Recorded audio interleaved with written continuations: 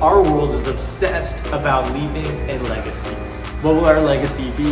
What will we leave to our kids? How will our generation be known? Well, one thing we see in Scripture is our legacy is tied to how we walk with God.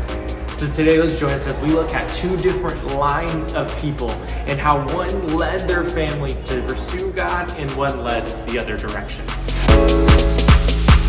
Well, good morning. We're excited. That's what I just heard right there. All right, hey, we are so glad that you are here with us today. It rained last night. Is it a good thing? I don't know. I looked at my weather app as I'm sitting last night. I'm like, okay, it's raining. It's still 100 degrees. And it's still 108 today. I was like, I think it just made it like a swamp outside instead of actually cooling us down. But anyway, we're glad you made it to church. If you came today, you're brave. You survived the heat. You came here, but we have AC inside. So that's what really matters. But we are so thankful that you are here. If you are new, as Scott said, or a guest, or if you've been coming for a little while, I'd love to personally get to meet you. I'll be right at the tent outside. But today we're continuing through the book of Genesis. And before we get into this, I was thinking about this the other day, is there are some things in our lives that we just love, and there are some things that we just like to skip over and want to fast forward. Okay, I'm a huge movie buff. I love movies, much more than my wife. When we were dating, I made her watch lots of movies. Now that we're married for a while, we have kids, we never watch movies anymore, okay? She sold me on that she'd be like, okay, I'd watch these nerd movies with you. And now she's like, yeah, that ain't happening anymore. You can go by yourself. But one of my favorite movies ever, because I'm a nerd, is Avengers Endgame. And it had 10 years building to that movie. Now, have you ever seen that movie? It's 3 hours long, okay? So you gotta plan your afternoon, most of your day, block out some time. And I love watching movies over and over again, but a 3-hour movie, you gotta plan for that, right? You can't just I'm gonna flip it on and watch a little bit. So half the time, I just fast forward through all the dialogue, all that plot and stuff to get to the big final battle scene. It's about 45 minutes and it's full of glory. It's amazing. None of you care. I can see it in your face. But sometimes we come to the Bible the same way. We want to fast forward the long dialogue parts, the parts that drag when we get to a list and it's a bunch of names and you're like, why am I going to read these names and numbers? And we're like, get me to the action, right? Get me to Jesus. Get me to some animals in a boat and a big waters rising. We're getting there in a few weeks, okay? Those genealogies, those names, let's just skip past those. Well, today we're not skipping past those as much as I kind of wanted to in preparing for the preach, but we are going to preach through a couple genealogies today. And if you have your Bibles, we're going to be in Genesis chapter 4 and 5. And as we dig in, we're going to see why is this so important. And here's the question that I kind of want to start and ask as we begin this today is what do the genealogies tell us about Adam and Eve's legacy? What do the genealogies tell us about Adam and Eve's legacy? And it starts here. That the first thing we're going to kind of, as we dive into this, we're going to be in Genesis chapter 4, looking at verse 5. And as we go through this, let me give you first a little bit of recap in case you haven't been joining us to this point. As we've been studying through this book of Genesis, and this is kind of a big chunk we're taking on, right? This is a big book to go through, and then how you start the Bible is important. But Genesis, there's a lot of meat there. And we started and we first looked at Genesis 1 and 2, and we saw that creation began. In the beginning was God, that he just existed. He's always been and he always will be, and he just this being outside of creation, but he started creating the stars, the moon, the earth. He created people and animals, and as he spoke these things into creation, we see this big, huge God. But then very quickly, that creation we also saw was perfect. And there was this early perfection where Adam and Eve, the first man and woman, they were placed in a garden, and it was the greatest resort you could ever have. We said it this way, that it was the happiest place on earth. It blew Disneyland away. It made Disneyland look like a dump, right? But it didn't take too long before that was broken. And when they sinned, when they disobeyed God, when the serpent, Satan, kind of tempted them away, there was this transgression that took place that broke that perfection. In the last couple weeks, starting with Scott in chapter 3, and we looked at a little bit more of this last week in chapter 4, as we saw this repercussions that came from it. Because of the consequences of Adam and Eve's decisions, because of the consequences of our sin and our decisions that we screw up every day, is there's consequences as a result of that. Well, today we're going to see how this starts to continue to go down their line. And the first thing we're going to look at and we're going to see from Adam and Eve's genealogy is that there was first a wicked line. Check out Genesis chapter 4, starting in verse 17. This is where we're going to begin today. And it says this, that Cain was intimate with his wife, and she conceived and gave birth to Enoch. Then Cain became the builder of a city, and he named the city Enoch after his son. Irad was born to Enoch. Irad fathered Mehujael. Mehujael fathered Methuselah. Methuselah fathered Lamech. Lamech took 2 wives for himself. That's never good, right? One named Adah, the other named Zillah. Adah bore Jabal. He was the father of the nomadic herdsmen. His brother named Jubal was the father of all who played the lyre and the flute. Zillah bore Tubal-Cain, who made all kinds of bronze and iron tools, and Tubal-Cain's sister was Naamah. Verse 23. Lamech said to his wives, Adah and Zillah, hear my voice, wives of Lamech. Pay attention to my words, for I killed a man for wounding me, a young man for striking me. If Cain is to be avenged 7 times over, then for Lamech it will be 77 times. Last week, we started this journey in Genesis chapter 4, and we were introduced to the 2 new characters. It started with Adam and Eve, and the 2 characters that are introduced were Cain and Abel, their first 2 sons. And we start to see kind of the consequences of their decisions early on, where if you know this story, that Cain was a little mad and he had this rift with God, so immediately he goes and he kills his brother Abel. And all of a sudden, this downward spiral starts to take place. And you see, Cain had this choice. He could follow God's way or he could follow his own, and he chose his own path. And what's interesting about this is it starts to have this cascading effect down his line, where if you go down his children, it eventually gets to Lamech, who's about 6 or 7 down from him, these generations that go and go and go. And by the time you get to Lamech, you get a crazy polygamous murderer, a man whose life was full of violence. And you see, it all started with Cain and this continual hardening of his heart that he then passed down to his children. I think this brings out a key thought for us, and we've said this before, but I think it's worth repeating, and it's worth just kind of planting into us and taking note, because we can say this and brush it off, but when we really accept the truth of this, it's weighty. And is this that what we do in the minimum, our children will do in the maximum? You see, Cain started this. Cain started kind of this journey down, and he started kind of like messing this up, and he killed his brother. He started wandering around, and he got out of God's will, and it got so bad that in verse 24, this kind of summarizes where his line went to and the wickedness of his line. In verse 24, it said, if Cain is to be avenged 7 times over, then for Lamech it will be 77 times. You see, there's kind of a formulaic number here going from 7 to 77 in kind of how Hebrew numerology that would work in there and kind of how this is in the text. It would almost represent unlimited violence. You see, what Cain started as a violent behavior just kind of multiplied and multiplied and multiplied until it got to Lamech. Now I want to have a little time out here. Because maybe you're thinking, and this is all the times when I read this and you kind of see this clear and this is the path that Cain started. So then my question is is Lamech excused from his behavior? Is he just a product of his environment? Did he just get a bad hand in life? Is it just not his fault? His parents were jacked up because his parents were jacked up because their parents, and go up and down the line until you get all the way back to Cain and you can blame Cain and it's all his fault. Well, yes and no. You see, Lamech still had to make the choice to go down that path.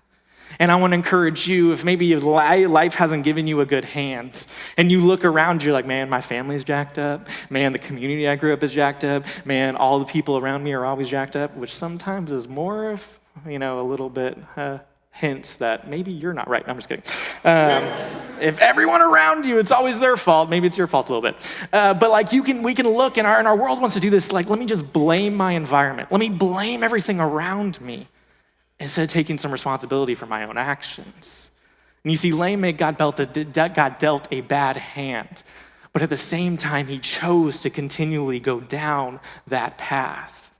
And even though we do have a choice and we can always stem the tide, here's the flip side of that. I think as parents and as neighbors and as just good stewards of our communities and our environment, we need to be aware of the impact we have on the next generation. And here's what happened. I think is just so, it is so important here is we need to understand and we need to ask the question of what legacy are we passing down? What are we passing down to our kids? And if you've never thought about that, and if you've never planned that, then you are passively passing something down. And it's not good usually. Are we passing down laziness, or anger, or resentment, or lust, or addiction? There is something in our lives that we are passing down to our kids or to that future generation, but we need to be aware of it. Otherwise, it's just gonna happen right in front of our eyes. You know, it's amazing when our kids get our best traits. My oldest boy, Archie, he's extremely good looking, okay? Got that all from me. He does look like my mini-me, and he's adorable. He's a better looking version of me. But it's even scarier when your kids get the worst traits of you as well. We get an amazing example of this in the Bible in David and his son Solomon. David was known as a man after God's own heart. He started as a shepherd boy, rose to king of an entire nation. And he did so in amazing fashion. And he had more good in his life than bad in his life. But the bad in his life left a pretty good scar. David, when he should have been out in war doing what kings do instead, he was out and kind of frolicking and just hanging out in his castle in his home when all of a sudden he saw a woman, he committed adultery, he had a child out of wedlock. To cover it up, he had her husband killed. The whole thing was a mess. And you see, then he had his son Solomon. And Solomon did some amazing things. Solomon actually, I love the line of Solomon. God tells David, he says, you have too much blood on your hands to build my temple, so I'll do it through your son Solomon. And Solomon does it. He has all these wins. He becomes the wisest, one of the most powerful men on earth. But he also inherited his dad's sin a little bit. You see that lust he saw in his dad. He's like, Dad, you have like 10 wives. I'm gonna one up you. I'm gonna have like 1,000 combined wives and concubines. Okay.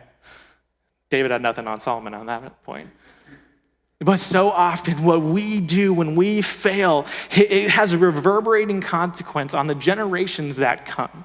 And we see this wicked line as part of Adam and Eve's legacy. And the worst part about it is as you read this, here's what's so tragic, is I think we can assume that Cain and probably Lamech and maybe most of this line are in hell eternally separated from God. You see, there isn't redemption in here. There isn't turning back. And maybe there's some things that happen off the page, but what we get from Cain and what we see from Lamech is there's not redemption. There's a continual running the other way from God.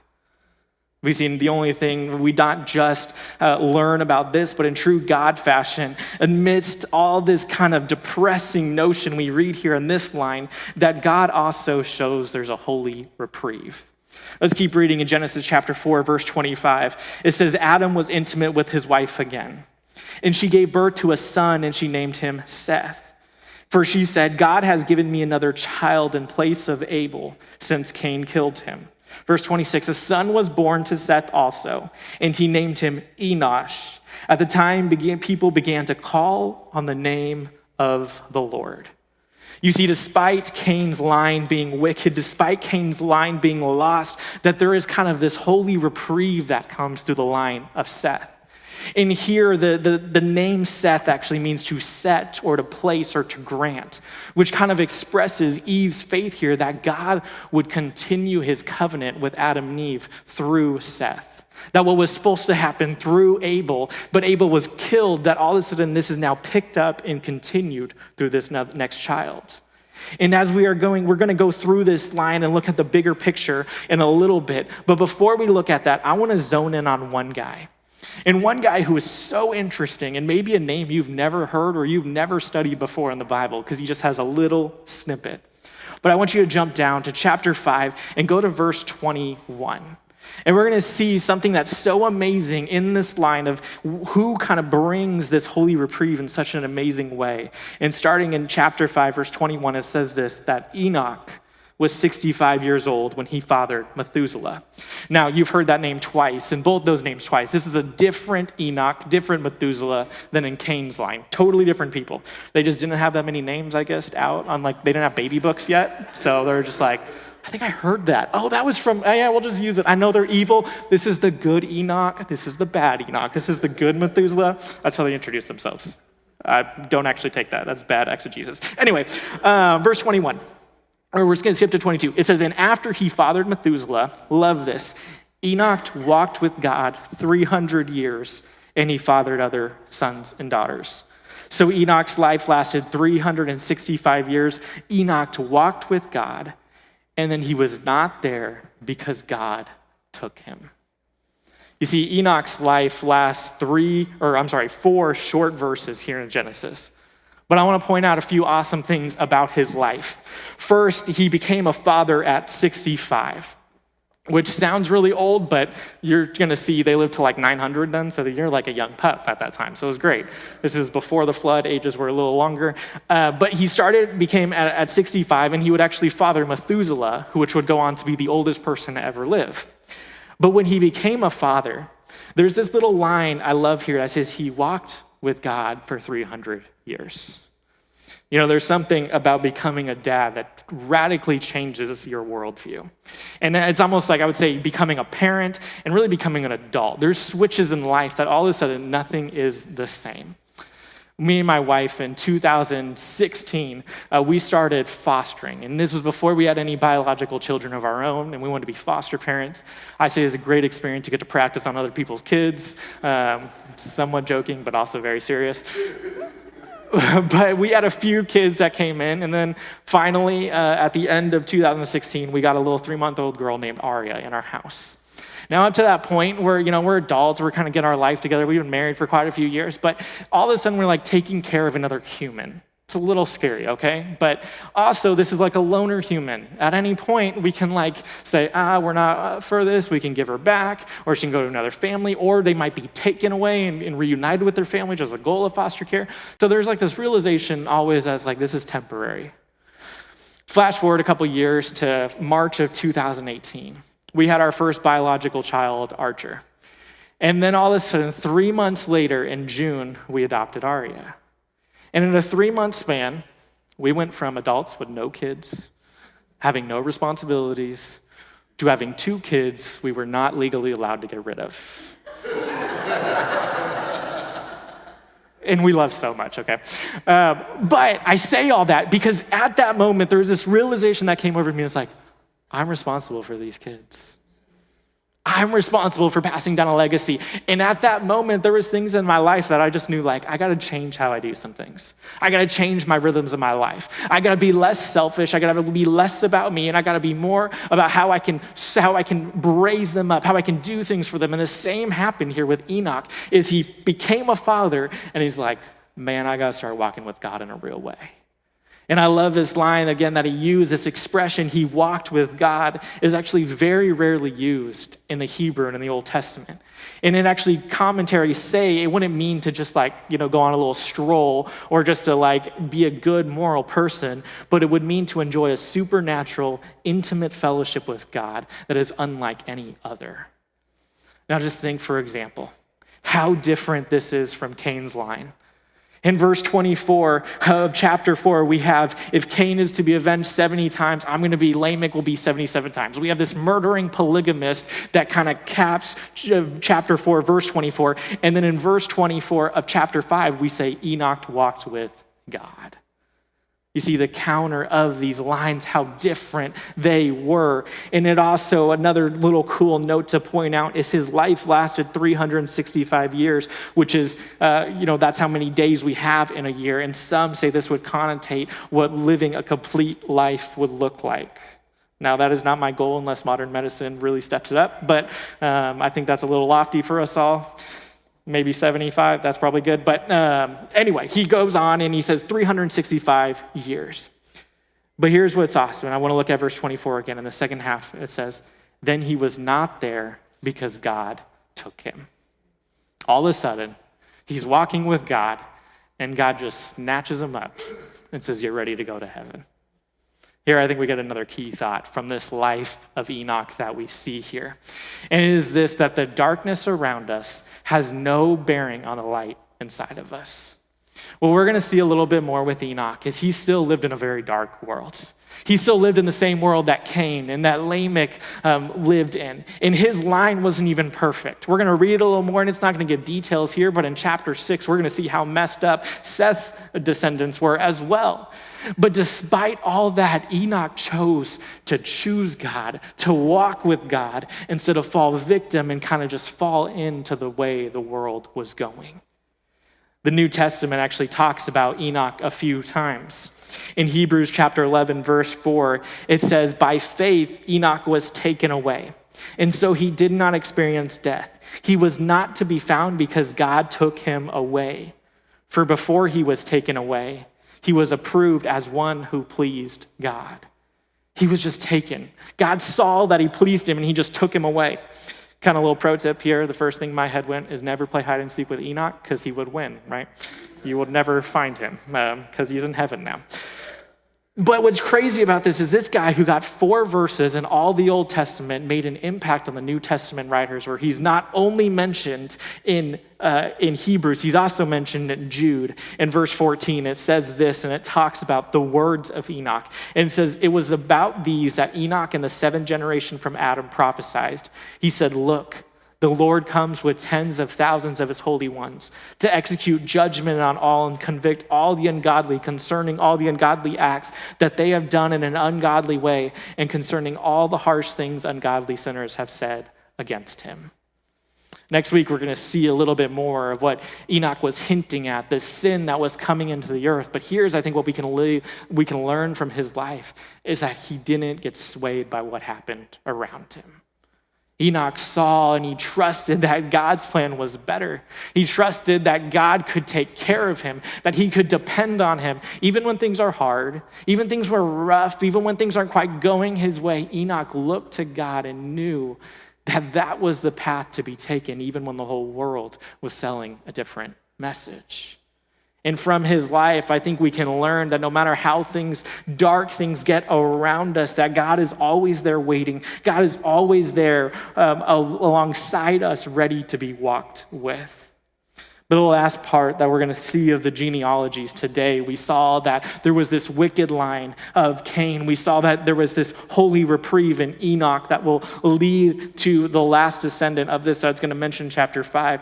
But overall, we're going to see too, that Adam and Eve are left with an inconsistent legacy. Let's pick up at chapter 5, starting in verse 1, and we're going to read kind of all of chapter 5, and we're going to go back through this and talk about it. It says this, that this is the document containing the family records of Adam. On the day that God created man, he made him in the likeness of God. He created the male and female. When they were created, he blessed them and called them mankind. Adam was 130 years old when he fathered a son in his likeness, according to his image, and he named him Seth. Adam lived 800 years after he fathered Seth, and he fathered other sons and daughters, so Adam's life lasted 930 years, then he died. Seth was 105 years old when he fathered Enosh. Seth lived 807 years after he fathered Enosh, and he fathered other sons and daughters, so Seth's life lasted 912 years, then he died. Enosh was 90 years old when he fathered Kenan. Enosh lived 850 years after he fathered Kenan, and he fathered other sons and daughters. So Enosh's life lasted 905 years, then he died. You see the repetition that begins to start here. It says Kenan was 70 years old when he fathered Mahalalel. Kenan lived 840 years after he fathered Mahalalel, and he fathered other sons and daughters. So Kenan's life lasted 910 years, then he died. Mahalalel's life was 65 years when he fathered Jared. Mahalalel lived 830 years after he fathered Jared, and he fathered other sons and daughters. So Mahalalel's life lasted 895 years, then he died. Jared was 162 years old when he fathered Enoch. Jared lived 800 years after he fathered Enoch, and he fathered other sons and daughters. We see this phrase repeated over and over again. This world is starting to get populated more and more. It says, so Jared's life lasted 962 years, then he died. Enoch, as we read before, was 65 years, and he fathered Methuselah. He walked with God for 300 years. And then verse 25, we pick back up, and it says Methuselah was 187 years old When he fathered Lamech, Methuselah lived 782 years after he fathered Lamech, and he fathered other sons and daughters. So Methuselah's life lasted 969 years, then he died. Lamech was 182 years old when he fathered his son. And here's where we're going to get to a familiar name here. And you may be thinking, okay, this is where we fast forward, right? This is where we go through the movie. This is where we skip all, and this is where we get to the action. And he named him Noah, saying, this one will bring us relief from the agonizing labor of our hands caused by the ground the Lord has cursed. Lamech lived 595 years after he fathered Noah, and he fathered other sons and daughters. So Lamech's life lasted 777 years, then he died. Noah was 500 years old, and he fathered Shem, Ham, and Japheth. There's a lot here, and I know that gets repetitive, and usually if you listen to that, if you're going through like a Bible plan in your app, you're like, all right, let me go do laundry or something while I'm listening to this because I don't really need to pay attention. But here's a couple interesting things it says in there. One, it uses this phrase that they fathered other sons and daughters as the world is becoming increasingly big. About 1,600 plus years passed from Adam to Noah in this time frame. And they're like bunnies. They're just making kids like crazy, right? He said, be fruitful and multiply, and they're taking God up on that offer, okay? They're just multiplying and putting people out there. But a couple interesting things here is, one, they're living a very long time, and some of that is said that the world was probably different before the flood that is going to come, that we'll be discussing in the next few weeks. But all of it then leads to Noah. And by the time we get to Noah, his father says something about this is the one. He says it right here in verse 29, this one will bring us relief from the agonizing labor of our hands. Now you see, Seth's line is the Holy One. Seth's line is the one that will eventually lead to Jesus in the New Testament. But this verse gives us a window that things still weren't perfect. And even in the good people, right? Cain's the bad people, Seth's the good people. Even in the good ones, they still struggled. They still had their issues. In chapter 6, we're going to see that how this sin gets so widespread that God eventually needs to take drastic measures. But all this points to, despite the fact that Enoch walked with God, that he told people to turn from their way, despite the fact that Noah would come and walk with God as well and try to stem the tide, that still there was sin throughout the world. And here's the deal, and here's kind of, I think, a key thought that comes out of this for us, is that God isn't interested in partial obedience. You see, so often I think we live our lives just like the line of Seth lived. It's like, God, sometimes I'll be good. Sometimes I'll be faithful. Sometimes I'll kind of follow your direction. I'll go this way. But I'll let the sin continually creep in my life to continually pull me away, to let me fall into that trap, to fall into this addiction, to fall into this area that I know is wrong. But God, it's okay because I know you still love me. And what's so crazy on this is even on the good side of Adam and Eve's legacy, there was inconsistency because some followed God and some did not. When you fast forward to the New Testament, the book of Matthew that chronicles the life of Jesus actually opens with a genealogy. And it starts from Abraham that these people are going to lead to, and then it leads to Jesus and shows how Jesus is in this line. But one of the things I love about the genealogy in Matthew is one of the names in there that we talked about earlier is David. And it says David, but then it says, by Uriah's wife Bathsheba fathered Solomon. You see, a little detail in there is that by this time, David had actually taken Bathsheba as his wife. And actually, Solomon was conceived and born after they were already a married couple. But you see, that sin still made it into the genealogy that led to Christ. And sometimes our inconsistencies, our sin, they are still there. And it's still, in our lives can look exactly the same, where we're on fire, we're obedient, but then other times we're focused on ourselves and we're focused on our sin. And here's the question that's so important as we ask this, as we study this kind of in a holistic perspective, is, are we passing that inconsistency on to the next generation? When I grew up going to church. And I've said this before, literally, and it's not even a joke. On the way home from being born in the hospital, my parents stopped at the church to pick up my older brothers, and then we went home. So I went to church before I went to my home, okay? It was just where I had to go. And growing up, My dad just drug us out no matter what condition we were in, and we went to church. Like it wasn't a like question. It was just like, you're gonna get a beat down, we're gonna go to church. No. But we just did that. And there was times we didn't want to go, and he's like, no, this is what we're doing. This is the path we're going down. And at the time, sometimes I didn't like it. But as I look back now, I'm grateful for it. Because what we were doing in our family is we were voting, and we were with our time and our actions, and we were creating habits in our life of, are we going to walk with God, or are we going to follow our own path?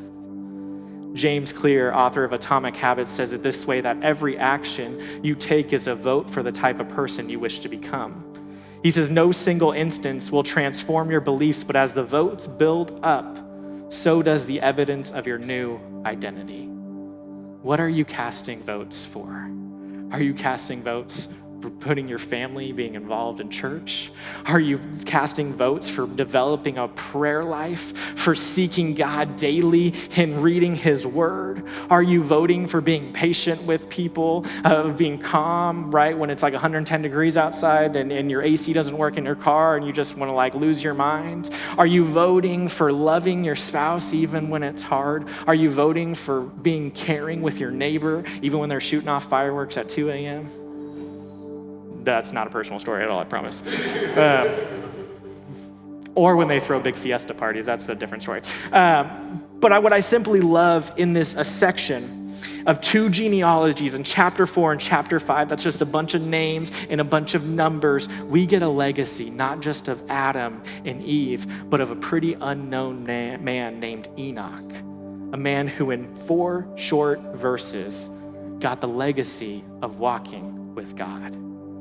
Here's my key challenge for us today, and I'll close with this, is will our legacy be known as one who walked with God? This past week, I had the privilege of getting lunch with a guy in our church, Joseph, who had come for the first time on Easter. And whenever I get a lunch with someone or get coffee, I just like to learn about their past, kind of their story, like what has God done up to this point in your life, or what is God currently doing, and like how can we like get that going further? How can we plug you into the church or do something to kind of set you on your path? And one of the things he shared with me is that in 2017, he had to have emergency surgery for his spleen. He woke up 3 days later after being in a coma that entire time. And the doctors told him after he woke up that they were running tests and there was a good chance he had leukemia.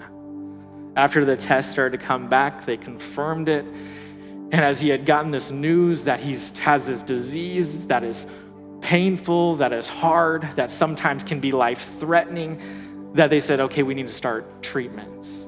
And as they started going through the chemo treatments, not knowing what to expect, he said there was this sense of calm that came over him.